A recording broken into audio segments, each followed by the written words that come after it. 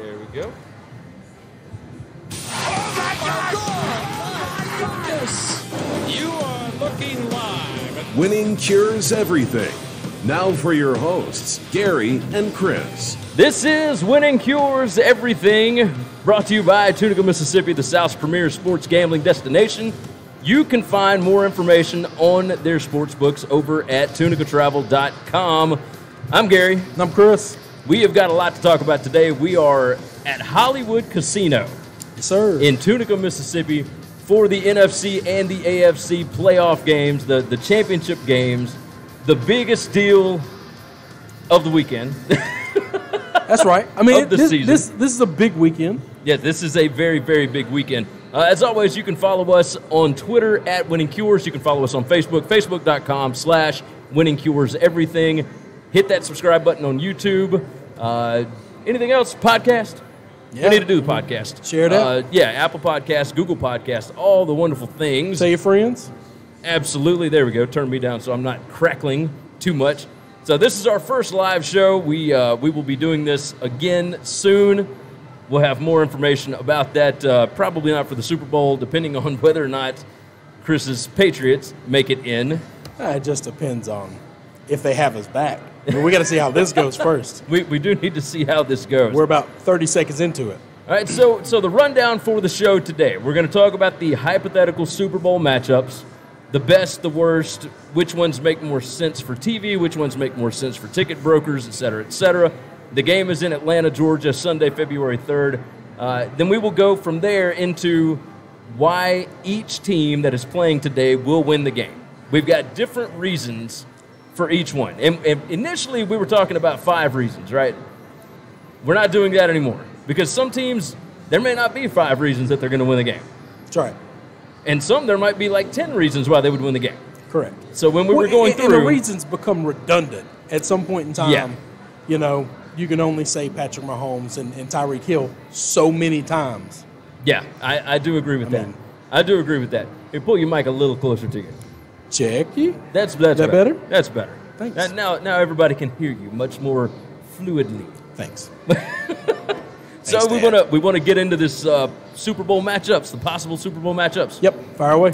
All right, the first one that I've got on the list is the 2 favorites, the Kansas City Chiefs, the New Orleans Saints.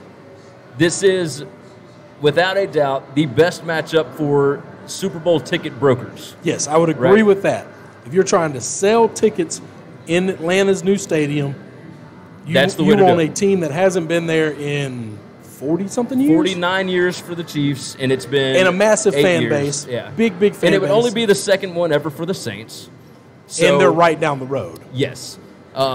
You've got Andy Reid against Sean Payton. That's a fun matchup. We haven't seen this matchup this year. We won't get a bad coaching matchup at all. No, not in the slightest. But you've also got Breeze against Mahomes. You got old guard against the new guard. You got playmakers all over the field with Alvin Kamara and Tyreek Hill. Oh, the talent level of that game. Yeah, the playmakers. The star power in that game would be probably the most elite we've had that I can remember. Yeah. Of any Super Bowl. I mean, you've got real legitimate playmakers all over the field. Let's move into the next one. The New England Patriots against the New Orleans Saints. Okay. Now, you would love this. That's right. You would love any Super Bowl that the Patriots are involved in. Correct. I'm surprised you didn't wear a Pat shirt today. What? Hey, you know. Yeah, it's not game time yet. The day's early. I understand. Brady versus Breeze, that is appointment television. That is perfect. You, as a TV executive, that's what you want. Correct. Right. Like, am I wrong in that? No, if you're wanting eyes on the camera, not who's going to show up at the game and sell tickets, this is the biggest game. If you're CBS, this is the game you want more than anything else. So you got Belichick against Sean Payton. We haven't seen that matchup a whole lot. No. I think that would be the one that TV guys want the most. And now, you get Brady and Breeze at the end of it. One of them is going to win a Super Bowl and possibly ride off into the sunset. The story is going to be so much better. We're always going to have the opportunity for a young star to come up and do something big. you don't get the opportunity for an all-time Hall of Fame great to be able to go out a winner like this. Yeah, I mean, that way you guaranteed get it. Yeah, that's a good point. Well, but do you guaranteed get it with either of these guys? Yes, you absolutely guarantee get it with either of these guys. Now, you get one of them winning it, you don't guarantee get that they will hang it up. Well, that's what I'm saying. Is it as impactful if they don't hang it up? No, but you don't even have the option if you have Goff and Mahomes. Well, that's true. You don't have that possibility of a storyline. When Peyton Manning won his, even though he didn't do it immediately, everybody knew. That's right. Well, yeah, because you saw how he played that year. Yeah. These two guys, they're playing at an elite level. It looked like Tom took a couple of steps back during the season, and obviously first week of the playoffs for him, it seemed like maybe he was sandbagging everybody and just waiting until January, because he looked better against the Chargers than he's looked that I've ever seen him. I don't know about ever seen. I mean, maybe not ever. Dude, it's hard. Dude, I don't know that they punted. Yeah, they did. They punted twice.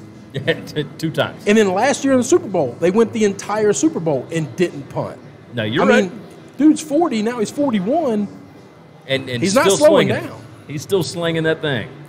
Game number 3, the Kansas City Chiefs and the Los Angeles Rams. Rematch of the 54-51 barn burner in L.A. earlier in the year. The game that was moved from Mexico City. Explosive young quarterbacks, Mahomes against Goff. 2 cities that have gone the longest without a Super Bowl. Okay. That could be, if you've got the Chiefs in the Super Bowl, that's going to be okay for ticket brokers, right? It's going to be okay, but it's going to be very one-sided, and I also think this would be the worst matchup television rating-wise. I don't know. Because it's not that it's a bad matchup, and it's not that viewers wouldn't want to run in. I think the Saints have a much bigger national fan base, and the Patriots have a bigger fan base, and they have a hated fan base that's going to tune in. As far as exciting games, I'm telling you, and it's going to be a different game than it was the first go round. We've had this situation in Super Bowls before where you're trying to predict, this is going to be a great matchup, and then both teams have 2 weeks to prepare for the other's offense to slow them down, and they slow them down, and it's not as exciting. You can't always say this is going to be a good matchup, so it should be fun. That doesn't always work out. Kind of like Rams Saints this weekend. Yeah, there's a good chance. It was 45-35 the first go round. I firmly believe it will not be close to that. I'm hoping it is because I got the over. I know that, but we'll get into that later. I don't know that that's going to happen. In Super Bowls, you have an extra week to prepare, and then neither one of these teams have a big national fan base. The Chiefs have a great fan base, a loyal fan base, but they're not one of the largest in the country fan bases. Not yet. And the Rams have no big fan base. No, they have nothing yet. So what year did the Rams leave L.A. to go to St. Louis? Okay. 92, 93, something like that? No, I don't. Because they made a Super Bowl in 90? Yes. I don't know about that. I know it was late 80s, early 90s. Or maybe it was the 89 season. I mean, we were young then, so I don't remember any of that. I know. And I didn't look it up. And see, that's the thing. I've been looking at numbers so long, I don't remember which one is which. I think it was like the 89 season that they made the Super Bowl. Maybe. So they haven't had one since then. Tell me this about the Rams fan base, because you tend to keep up with that stuff on a national level more than I do. Did the old fans come back? Yes. Yep. So you got guys like Adam Carolla, who's a big L.A. guy. He's lived his entire life out that way. Was a huge Rams fan. Then when they left the St. Louis, is always pretty big, and it looks like it's a big Rams contingency. But I hear these people talk about oh man, they don't have any home fans, and it's not that big. But it's not as much. And when they're playing right now in the Coliseum that holds 100K, and they get 40,000 to show up, that's a drop in the bucket. You're tarping off the top layer seats because nobody's sitting in them. What is the new stadium in Inglewood supposed to hold? 70-something thousand. It won't be 100K. I know that. No, it'll be more suites, more luxury packages, that type of stuff. Probably 70 to 75,000, I would imagine. All right, let's move on from that. New England Patriots against the Los Angeles Rams. Now, I think you got a great storyline here because you have a rematch. You start at 2000 with the Patriots and Rams. That's when the dynasty began. Okay. And now you book in 20 years later, 2019, Okay. Patriots and Rams. Okay. I get could that. easily see that storyline being an unbelievable storyline. You've got the genius, Bill Belichick. The Everybody old agrees genius with that. and the new genius. With the new young genius that everyone thinks is going to be the next Bill Belichick. Well, and the two most hiring influential coaches in the National Football League. Correct. Everybody wants a McVay or they want a Belichick. That's right. So they hire off the tree. They want one of those disciples. You could have just shaken the guy's hand at some point and they caught a picture of it. Oh, you've touched Sean McVay. That's right. You're a head coach. And we'll see how that works out. Like the Zach Taylor kid, just everything, right? A little tangent on that. Do you know Sean Payton, one of the greatest offensive minds in the NFL? Okay, Andy Reid, great offensive mind. All his coordinators and quarterback coaches keep getting hired. Sean McVay, same thing. Sean Payton's OC, golly, this is really sad. His name has escaped me. Been there for 10 years. Why is nobody wanting that guy? Because he knows what Sean Payton does, right? I mean, that's a good point. That's going to go into effect. I have a little bit of line for that Super Bowl matchup later, and I'll get into some of that and how that plays into why I think what I think. Okay. The other part of the New England Rams Super Bowl is the Boston-LA rivalry. Correct. That's going to be great for ratings. Absolutely. Because if you've got Los Angeles and Boston markets, the TV ratings are going to be massive. This would be the worst for ticket sales out of all. Oh, absolutely. No. It's the furthest travel by far. And Pats have been through 8. If you're a Pats fan, you can't really afford. And we don't know that Rams fans are actually going to travel. So, yeah, and you're right. It would make 3 straight. That's just hard to ask your fans to shell out Super Bowl tickets and that kind of stuff. Boston's got a lot of money up there, but I don't know they got this kind of money. No, so, you're right. You're right. This would be the least attended, but CBS would very much, I think, it would still be a sellout because obviously it would be corporate tickets, though. It's all not corporate fans. tickets, and it wouldn't be fans. Nobody's wearing jerseys. It makes you wonder, how much of a buzz would there actually be in Atlanta? Oh, I still think – because I think – no, so this is different. I actually think the fans of both these teams would travel to Atlanta. They just wouldn't pay the thousands of dollars to go to the game. That's an interesting you want to be, theory. I'm that guy. I would much rather be in the city where it's all happening and not deal with going to the game. I don't have nearly as good of a view at the game. I get to watch it from the comfort of my couch. I don't have to fight traffic. If my team is getting blown out, that's right. I don't have to worry about some dude in the other jersey giving me hell and me getting a fight and not getting locked up or getting my ass whipped. I just would rather there's watch not it. a sports book in Atlanta, so you can come on to Tunica. Tunica's not too far. It's not that far of a drive from Atlanta. That's not bad. So you catch a plane ride. You come on every over to 20 Hollywood minutes Casino. is a plane leaving from Memphis to Atlanta. We know you people in Georgia are watching. I've seen the numbers. I know the ratings. If you get a Patriots-Saints matchup, we talked about that matchup. You're in Atlanta. These two fan bases converge onto your city. And it's the two most hated by the Falcons. Who are you rooting for and you can't root for the Meteor? I think you probably root for the Patriots. I mean, I would normally say that, but I think the 28-3 stuff got rough. It did get rough, but that hit a little sensitive spot. Absolute legitimate Falcons fans, diehard Falcons fans, hate the Saints. New Orleans with a passion. Well, those are rival cities. I mean, they're really close to one another. Yeah, they're in the same division. I mean, they. I'm with you. Despise each other. I think the 28-3 stuff might have got the folks. The Saints Falcons thing is almost on Alabama Auburn level. Yeah. In the NFL, it's probably one of the most hated in the NFL because you don't have might be the most. You don't have a whole lot of. What are the rivalries in the NFL? I mean, it used to be the Patriots and the Jets was big. Well, there's the Steelers and the Browns, and now the Steelers and the Ravens. The Steelers and the Ravens is pretty damn big. Yeah. I mean, that's harsh. If the Browns get good, that'll be back. Cleveland and Baltimore and Cleveland and Pittsburgh, you got to look out for that. I do agree with you on that. But I don't know many others, right? Well, because you don't the oldest rivalry is the Packers and the Bears. Now that one's pretty nasty. That's pretty nasty. That would probably be the nastiest of them all. The most current one though would be Falcons because the Falcons had been terrible forever. And then they've and been the good the Saints last have been couple terrible years. forever, and their only saving grace every season was beating each other. Yeah. So Yeah, in the last 5 years, that's been different. yeah, it's turned into longer than that. whoever wins makes the playoffs. Yeah. So, you ready to jump into Come on. actual game breakdowns? Yeah, let's go. Let's do that. Side note, before we begin, no road team has won a conference championship game since the Giants over the Packers in 2012. You remember that game? Yep. Eli, negative 10 degrees, whatever it was, beat Brett Favre. Tom Coughlin with the grease all Or not over his Brett Favre. face. Who? It would have been Aaron. Yeah, it was Aaron. Wasn't It'd have been Aaron. Yep. But that was the Patriots' undefeated season, That's wasn't right, 2008. No, So- yeah. it? Tom Coughlin with the red face. Yeah, well, no, he put the Vaseline all over his face. Yeah. It wasn't just red. It was like red and greasy. It was nasty. Hey, man, you got to do what you got to do. Hey, I just wouldn't have been out there. I got to tell you, I would not have gone.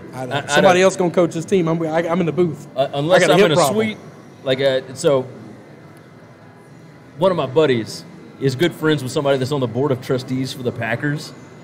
Okay. So he goes to like 2-3 games a year, and he told me, man, I never sit outside for that crap. No. He said, I sit in the suite every time. He said, and I would not sit outside because those people are nuts. Oh, yeah. The people out there are pretty dangerous. That made me think about today's game in Kansas City, which we'll get to that last. But it's not supposed to be as cold as they initially forecast. Still pretty chilly, though. Still going to be chilly. Let's jump into the NFC Championship game. The Rams at the New Orleans Saints, 2:05 p.m. on Fox at the Mercedes Superdome. The Saints, a 3-point favorite right now over the Rams. Total is 56.5. 52% of the public money is on the Saints as of this morning. But the line has gone down. But the line has gone down. Well, that's okay. Public money. Public money. That doesn't mean the sharps. Okay. So How do they know who's betting what? you got more money on certain tickets, and you know the people that are coming in that you respect, right? Okay. Like, don't kid yourself. They know who's coming in making these bets. They got cameras everywhere. All right. Cameras everywhere. All right. We want to go through why the Rams will win and why the Saints will win. You want to Okay. go? You want to go Rams first, the underdog? Yeah, let's do the dogs first. All right. You want to start us off? It doesn't matter to me. I think. Go- All right, so Go ahead. How about this? You give me a reason, and then I'll give you a reason. yeah, we'll go back and forth a little bit. I think if the Rams are going to win, it'll be strictly because the Rams have the most talent across the board, star power talent. I think they have more receivers. I think Michael Thomas will be the best receiver, but he's not. That he's about it. I mean, Ted Ginn, these other guys, they're just not as well as the Rams have 4 or 5 guys that can go deep. Okay. My reason kind of plays into that. Okay. And then defensively, too, I think all 3 layers of the defense for the Rams, they got names everywhere. The names, the star power and the history of what we've seen from them says they should have the talent to win this game. Okay, so the other side of this is the Rams are healthier. Okay. The Rams are healthier up front. Sheldon Rankins being out is a fairly big deal. It didn't matter as much with the Eagles game. Like, they still showed up for that one. But, man, like, they're going to miss him. They got some guys that are feeling it. Who is the left guard that has the hand injury? I don't know his name, but I know who you're talking about. And then the left tackle is just for the Saints. We talked about this the other day. Has to be the worst tackle left in the playoffs. I mean, yeah, I do the agree guy's with like that. 4 or 5 false starts a game. He's going to get called for a holding every time he gets blown by. And it was reported that left side line could be a little dangerous. Either yesterday or Friday, it was reported that Benjamin Watson is out for this game. Yeah, So- I mean, Benjamin Watson. He hadn't played a whole lot 30 anyway. something, late 30s. He's already announced he's retiring after the season anyway. But he'll be Great healthy man, for the Super Bowl. good career, but But he doesn't mean a whole lot to this No. team anyway. Reason for me, let's see. Let's go. Running game is averaging 232 yards per game in the last 3 since adding C.J. Anderson. The O-line set an NFL record for adjusted line yards this year, 5.49 yards per carry. Okay. That is insane. You and I could get 3 yards a carry behind that line. whew, I don't know that I get 3 yards to carry with nobody across the line. All right, how about this? I could get 3. You could might. probably get 2. I don't know. Yeah, all you got to do is fall forward through the hole. That's right. I'm almost 6 feet. Yeah, that's I what give I'm that. saying. Yeah, I get 2 yards. So you could do that. That is, which by the way, And we'll get to why the Saints will win here in a minute. The Saints were second in the league at 5.19 yards per carry, adjusted line yards. So my counter to that is, but it's hard to do this one team at a time because you have a thought process there. They're averaging 235 whatever yards the last 3 games. Oh, no. The Saints we'll have get into not. That. No, but you got to talk about it when we're talking about it. The Saints have not. Let's throw out the game plan and let's go in and jump into that one because that's one of mine here. They absolutely have not given up a 100-yard rusher in a season and a half. Well, no. A season and a half. I got the numbers here. Rushing defense, number 1 in the NFL at 3.6 yards per rush this season, 3.2 yards per rush in the last 3 games. They have allowed 100 yards rushing to only 3 teams this year. You're talking about 100 yards rushing. Hold on, I'm telling you 100 yards a player. I know. Nobody. They have not allowed a single player to rush for more than 75 this year. Okay, that's this year. 100-yard rusher in over a season and a half. Yeah. So I just don't see the Rams breaking off 235 yards. But we didn't see that. them doing it against the Cowboys either. There's a difference. Do you think the Rams are going to know all the defensive calls for the Saints? That was something else I had Do you down think here that I was going to bring up. Because I up. think the Cowboys coaching staff is one of the worst in the league. Yeah, you've been harping on this all And season. I think the Saints are one of the best in the league. I can't imagine they are going to just let the Rams know all the run defenses or pass defenses they're going to run. I do agree with you on that. So I don't think they're going to have what as many they did to the Cowboys is totally different. They knew the playbook. They knew the damn playbook. No, you're right. They still only beat them by 8. No, that's true. Well, they gave up a late touchdown. I mean, come on. They knew the playbook. You should have dominated that team. They did on the ground. That's a 3-score game, though. They did on the ground. I'll tell you this. If Bill Belichick knows all the plays for Kansas City doesn't score more than 14. He beats them by 4 touchdowns. If he knows all their plays, no, you're right. That's just going to happen. What's another reason that you've got for why the Rams will win? Why the Rams will win, one of the reasons I got for them is this logic may be a little skewed. We've talked about it in the past. I don't know that it's statistically proven. I tend to like teams that lost the first time around when they have a rematch.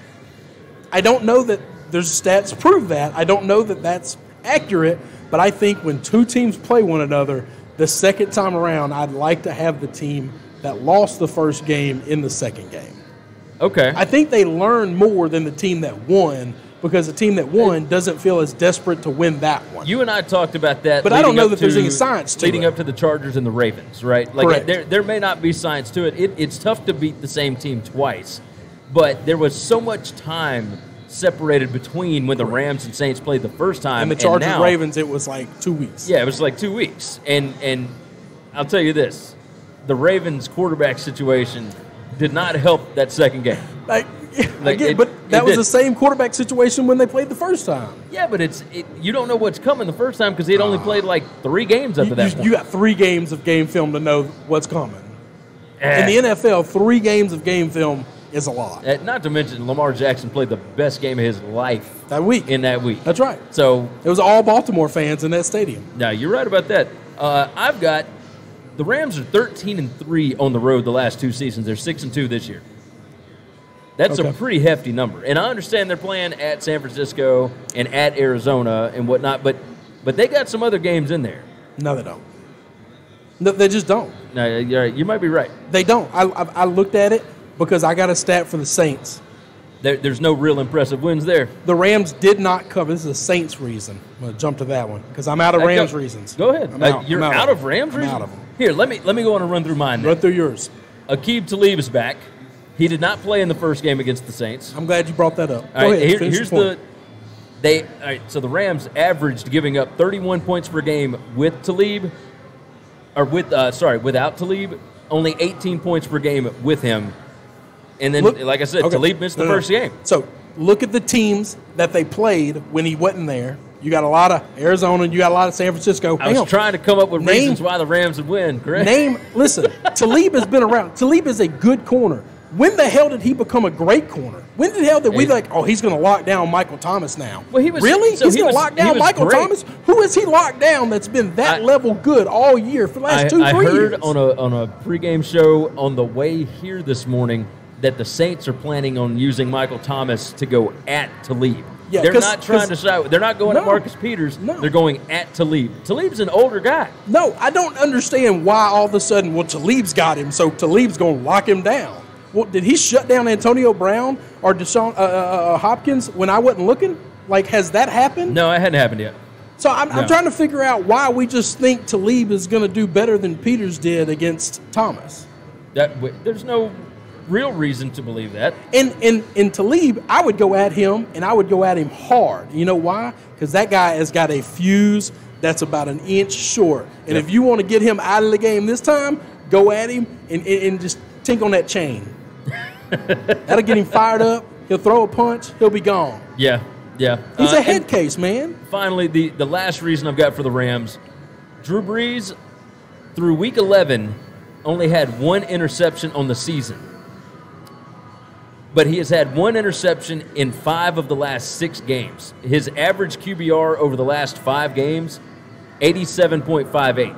Now, the other side to that, it's been over 100 the last 2 weeks. That's how bad he was for like a 3-week stretch.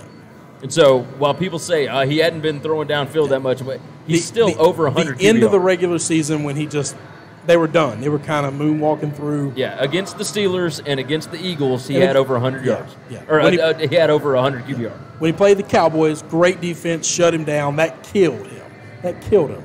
His worst QBR of the season was like 61, Well, it had to be against the Cowboys. No, it was against the Panthers. Oh, on that's the road, right. That 12-9 game. That's right. The 12-9 game. I forgot about that. That was back-to-back weeks with the Cowboys and the Panthers, and that, yeah. That's the only thing that skewed those stats. So, all right. So now we move into the Saints, and obviously there's a ton of reasons here. We talked about the rushing defense and whatnot. We've already covered that. What you got here? I got Peyton and Breeze are 6-0 in the Superdome in the playoffs. Yeah. They don't lose at home in the playoffs. They just, I don't like random trends and stats just for the hell of it. I think that is the single hardest place to go on the road and play in the playoffs. Now, I know, I thought 3 of these teams had that, and then a bunch of people on YouTube gave me a little bit of hell talking about how Seattle's that. But look, there's a lot of places that are hard to play on the road in the playoffs. Yeah, it's tough to go on the road in the playoffs. I think the number one hardest place to play is the Superdome. It is the loudest. It is the craziest. It's the most like a college football atmosphere. I also think the city is the most distract-giving city. So you've got rich folks, athletes coming into New Orleans, and they're hanging out in New Orleans. Well, I think Miami, I think, has something along with that. Probably, but and I think L.A. could be that too. But I think New Orleans is easier to get lost, right? And we'll see what happens when the Raiders move to Vegas. If they ever get good enough to get back in the playoffs. Well, I don't. Yeah, I would say it might be a while before they see the playoffs, but yeah. But if they get there, then absolutely, yeah. That was my first one was Breeze, postseason career with the Saints, 6-0 at home. 68.9% passing completions. That's it. 14 touchdowns, 2 interceptions, 305 yards per game, 113.5 QBR. So my next one, Rams did not cover a spread against a team above 500 on the road all season. That's how bad the teams were they played on the road. Every team they played that was half decent. I'm talking 500 or better. Not great. 500 or better, they didn't cover a spread. Huh. So all those stats that tell you they're a great traveling team, the road doesn't bother them. Yeah, it doesn't bother you when you go to San Francisco. It doesn't bother you when you go to Arizona. Those are some junk-ass teams. They're not good. You're right. Saints, defense leads the NFL in takeaways and sacks since Week 10. They have only allowed 12 fourth-quarter points in the last 8 games combined. And in 7 of the last 9 games, they held their opponent under 20 points per game. That defense gets better as the game goes on. And I don't know, is that because the offense has just put so much pressure on the other team's offense because the Saints keep scoring so easily, and they kind of haven't really. It wasn't last week against the Eagles. That's it. They figured out what the Eagles were doing, and then they shut them down. They just get better as the years go on. Well, the game goes on. Once they figure out what you're doing, they can learn how to attack it as you go. So if you're going to score, you better do it early, and you better do enough to where you can withstand a drought, because you're going to have a drought. That's right. Period. That's right. So I've got two more. I don't know what you've got, but I've got two more. I got two more as well. All right.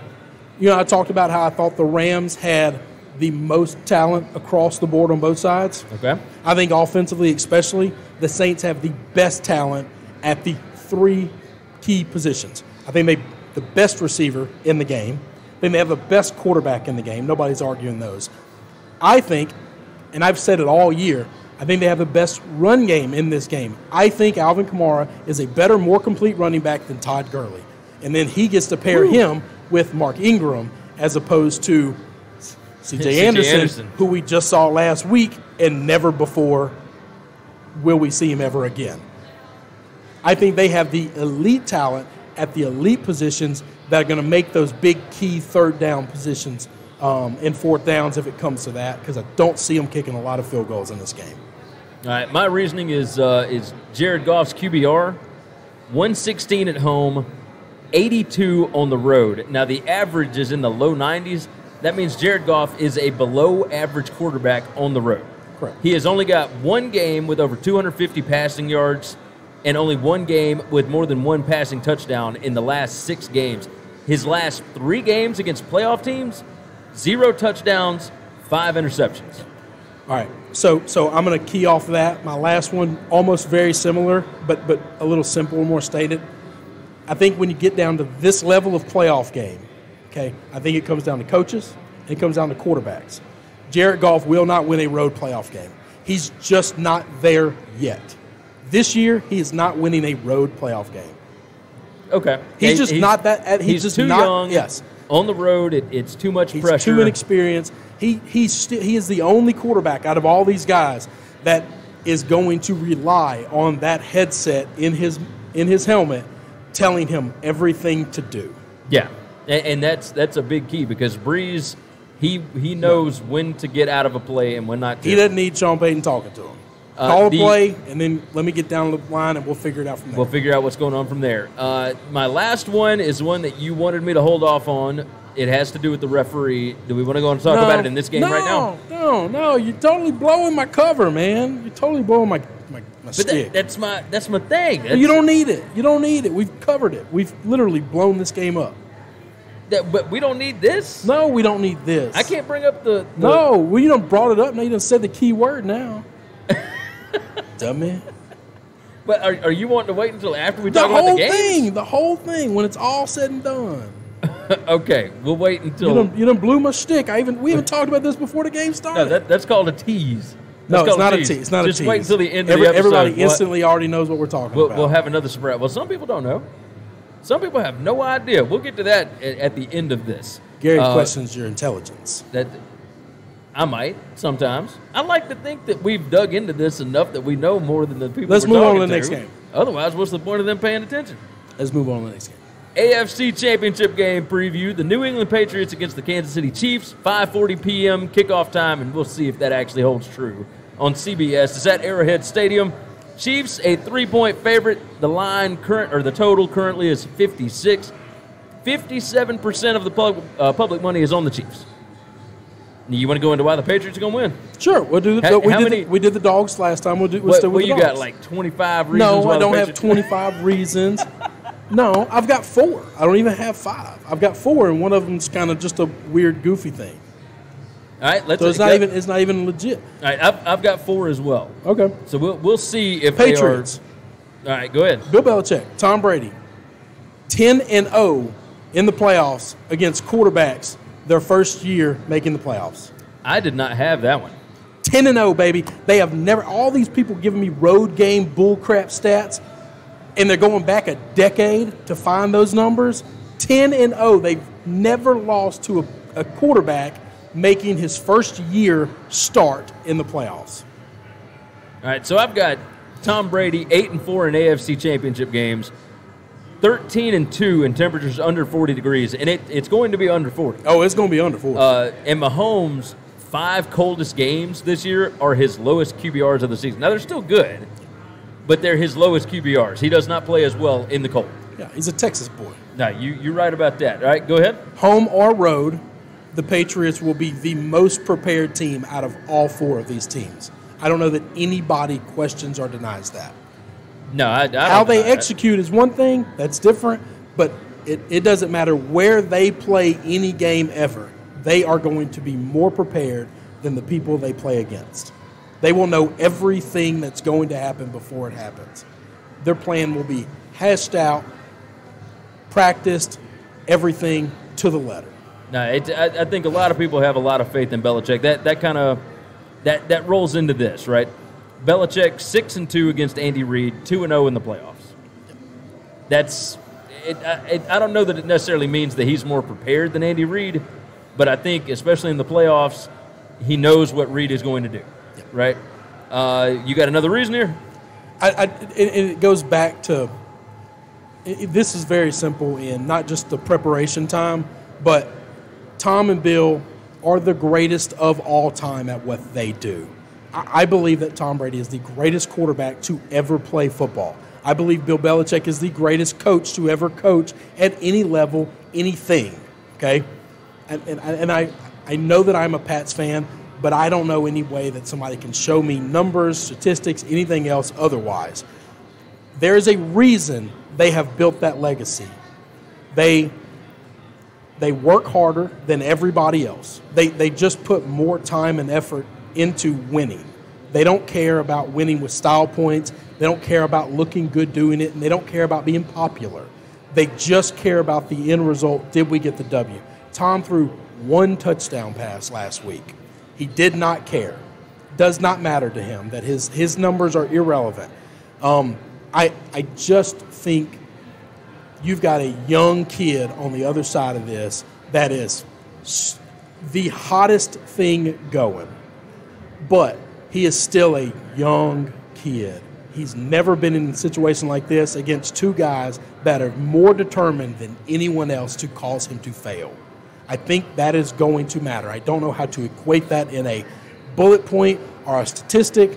I will tell you this. He is the anomaly, Patrick Mahomes, in all of these quarterbacks, because you have three quarterbacks that are pocket passing, very prototypical. Well, that's one of my things on why the Chiefs are going to win is what you're about to get into. But let me give you some numbers here. Let me flip my sheet a little bit. To win now this is winning the Super Bowl, not necessarily winning this game, but you got to win this game to get to the Super Bowl. Since 2000, we're going back 19 years. Two quarterbacks that are athletic, super athlete quarterbacks like Patrick Mahomes have won a Super Bowl. One of which I'm going to put a little bit of an asterisk by. One of them is Aaron Rodgers in 2011. Okay. And then in 2014, Russell Wilson. Russell Wilson is not. That was a defensive. But no, in Russell Wilson's not. I think Russell Wilson absolutely would rather be a pocket passing quarterback. Is totally capable of being a pocket passing quarterback. I don't know that his offense lends him to do that, but that's it.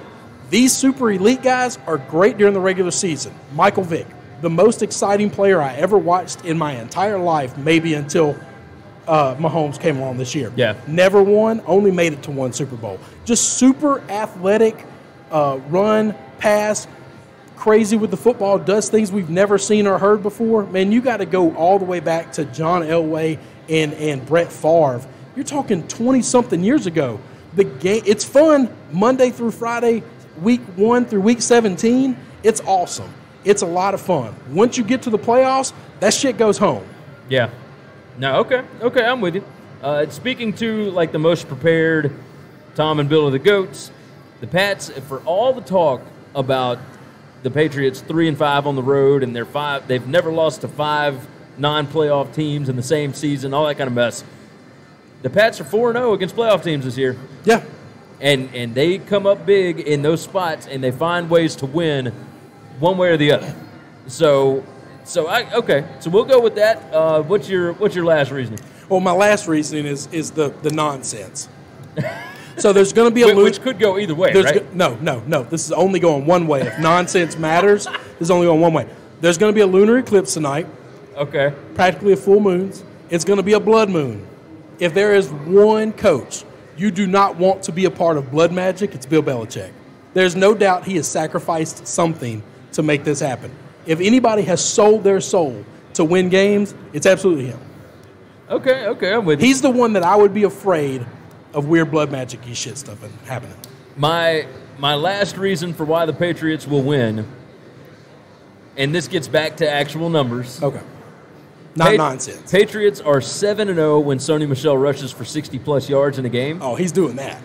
I don't know if they'll win. He's doing that. Kansas City is number 27 in the NFL, giving up 129.5 yards per game rushing, 141.3 yards per game rushing the last 3 games. Yeah. So their defense has actually gotten worse against the run.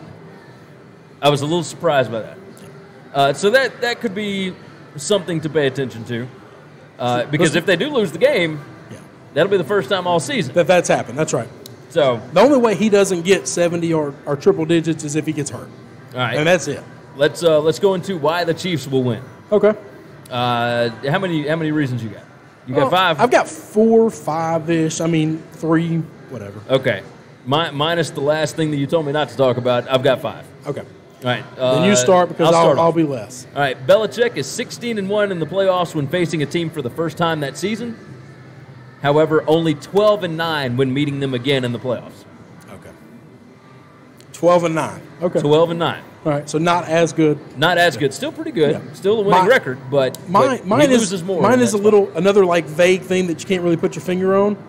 I think that with Patrick Mahomes and Tyreek Hill and the running game that Andy Reid has always had,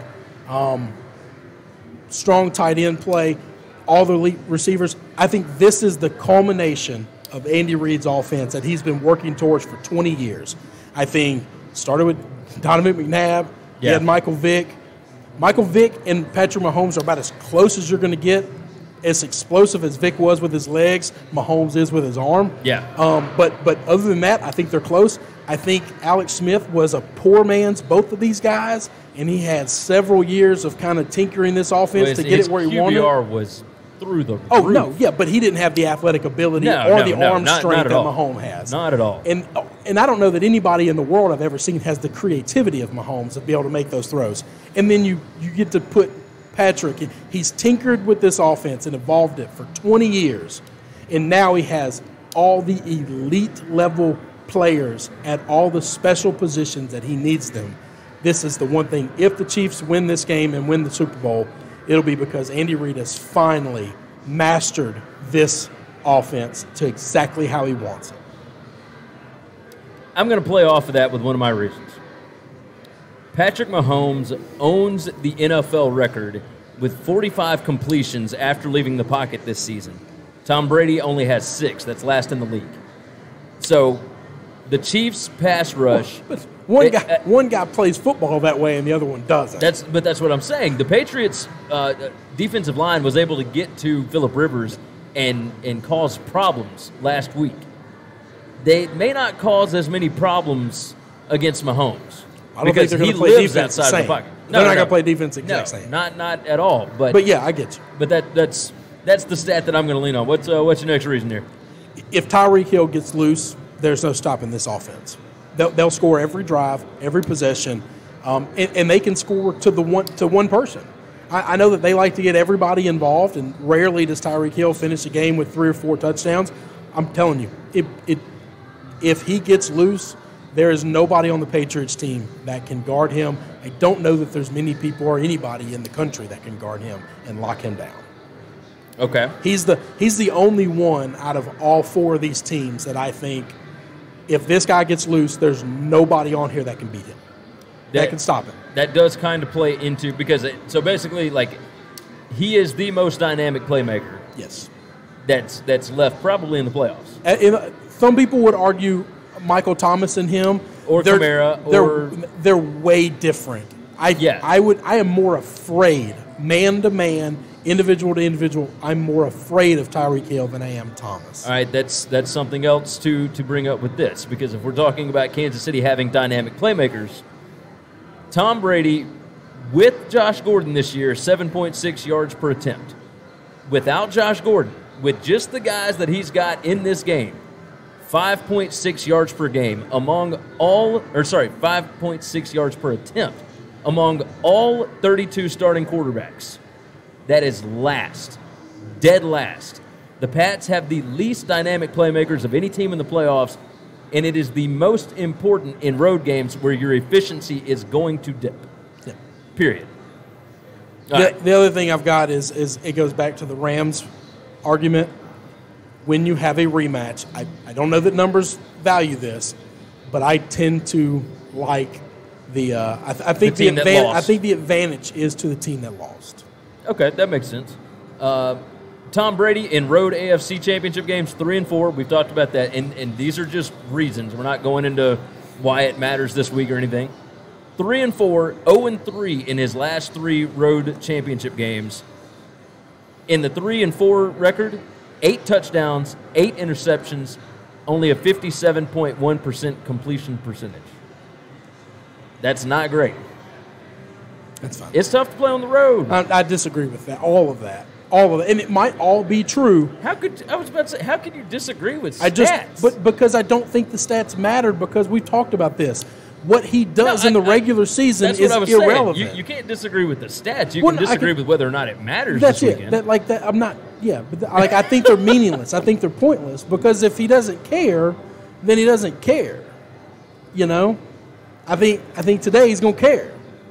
Yeah, but I'm talking about in conference championship games. I think he's cared in every one of these. Okay. Do you not think he cares? No, every time he gets to a championship in a game? conference championship game, absolutely.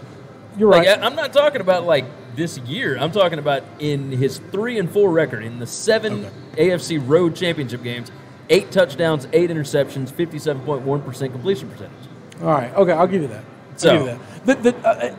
Here's my difference in all of those. If you go back and look at the teams that he lost in this game, he lost to, and these are not just this game. His but in last the playoffs, 3 losses were all to Peyton Manning. They were, those Broncos defense, 2 elite level defenses. Only one was to the Broncos, wasn't it? No, he lost twice to the Broncos. Broncos went to the Super Bowl back-to-back. Yeah. Both through the Patriots. Those 2 elite level defenses, one loss was to the Ravens, a crazy elite level defense, and one of his playoff losses were, and this was not one of the road losses, but just a playoff loss where it was his numbers were really bad, was to the Jets with Rex Ryan there. They're all crazy elite level defenses that have beaten him. Yeah. This is not. I see where you're this going. is not that. This is the Patriot homer defending my guys, defending my territory here. All of the stats that talk about how bad he's been on the road, they've all been crazy elite level defenses. Show me somebody in this game that's going to wreck his life. The only person I have, and I wrote his name down, but I didn't really bring it up because I don't know how he's going to do it. Chris Jones is the only factor in this game that's going to matter. If Chris Jones becomes the man that I know that he is and kind of the scary individual that he can be, then Tom needs to worry and the Patriots are in trouble. If not, they're going to score. That is one of the last reasons that I brought up. Kansas City's defense, on the road, they give up 34 points per game. At home, only 17 points per game. They play completely different at home, and I don't know what it is. I don't know why that matters. I don't know why it makes a difference, but it has this year. So, and they've played some just dog crap teams at home. No, but they've also played some crap teams on the road, and they have lost a lot of those. That's all right. So, Are we making a pick, or what are we doing next? Let's go on and make our picks on the games because it's 120. Yep. Let's go ahead and talk about totals, predictions, etc. I see. Nice cigar, my friend. Let's make our picks. You want to start us off? Sure. All right, go ahead. You doing Saints first? First game, Saints-Rams. I got Saints 31, Rams 24. I'm going under, and I'm going Saints covering the line. That's not under. That's it is under. 31-20. Oh, that is under. Yeah, under. That's 55. It's 56.5. It started out at 57.5. I am going over. Now, this is going to suck for anybody that wants to do both of us. Now, here's the deal. Chris is 8-0 against the spread in the playoffs. So I would suggest listening to him more so. I don't know that that's necessarily true. Don't do that. I am going over the 56.5. I believe these are two offensive-minded coaches that are coaching against each other that while all these other games they've had to win with defense and all this, I think these two are going to show out for each other. You're going to see some crazy stuff in this game. They are going to attack in ways that they haven't attacked other teams. They're going to take more risks. I mean, the Saints are 15 out of 18 on fourth down this year. That is absurd. It's 83%. So they're going to do that. The Rams obviously do that a lot. You're going to see more points on the board, I think, over 56.5. And I'm going to go with the Saints to cover the 3. I was a little hesitant. I know. With the 3.5. You backed out. You went money line. But money line Wednesday and night. the over, and I parlayed them. Yeah. So that's the way that I played it. But I like the Saints -3 here. I think that's a safe pick at home. They don't lose. We're rolling with the Saints. All right, who you got on the AFC Championship game? AFC Championship game, I do not see a way for the Chiefs to slow down or stop the Patriots. It's going to be cold. The scoring might be down because it's cold, but I still think the Patriots can score a lot and will score a lot.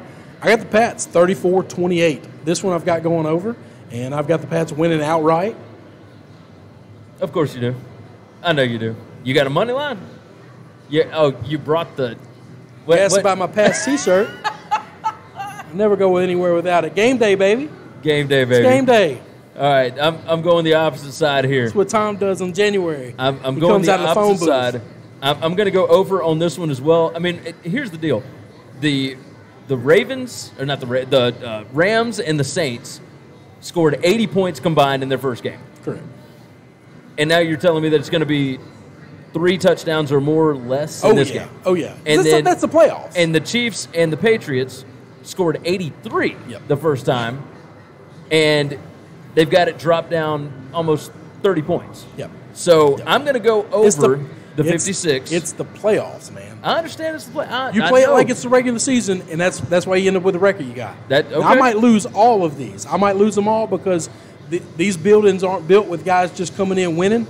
But I'm telling you, you Playoffs cannot are play the different. playoffs the way you play the regular season. You use that logic, you go home. I'm going to go with the over 56. Bill Belichick has only given up 40-plus points 7 times in his career. Yep. He's had, 350-some-odd games? Oh, yeah, it's obscene. 7 times he's given up 40 points. 3 of them are to Andy Reid. So, and in the other ones, Andy How many still of those scored he like lose? 30-something. I mean, those they lose. 2, 1, 1. Just check. But he did score 30-something even in the losses. So that's what I'm saying. That goes over the 56. So I'm going Chiefs -3. I think there's too many playmakers. I think at home the Chiefs play significantly better. I think the Patriots do not have as many playmakers, and that makes a difference when you're on the road, when your efficiency drops. It just does. Okay. So Chiefs -3, and I'm going over the 56 on that. Now, you want to talk about So I got something that I think is a little interesting. This is Okay. the first year in both games we've got a little bit of referee chicanery going on here. The Rams, there is an official. The head official for the Rams game is Bill Vinovich. Yep. The Rams this year are 0-5 when he was the head referee. Well, that's not Rams, just this year. That's over the last 2 years. Oh, isn't it? yeah, that's right. It's a multiple-year thing. The Rams fans have petitioned the league all the way up until today to get him out of this game. I think that's kind of funny, and I'm curious if it'll play into it. Does that help them get a couple of calls because now he knows he's being watched a little closer? If something's a little ticky-tack, does he let it go if it was going to hurt the Rams because he doesn't want the scrutiny? I mean, this is gamesmanship by the Rams organization, I think. You might be right. And the other one, there's no gamesmanship at all. It's just kind of a random thing. Dudes get playoff games, and that's part of it. Clete Blakeman, he's the referee for the Patriots-Chiefs game. He was also the referee that completely bumbled the Deflategate situation. He measured all the balls with multiple different measurements. They all came up different every time he measured them, and he didn't know what to documented things differently, very poorly done, which nobody gives the Patriots any kind of credit for. This guy completely messed this whole thing up. He is the head referee for their game. Here are the numbers for that. The Rams are 0-5 straight up and against the spread with Bill Vinovich. Saints are 4-3 against the spread with Vinovich as the lead official.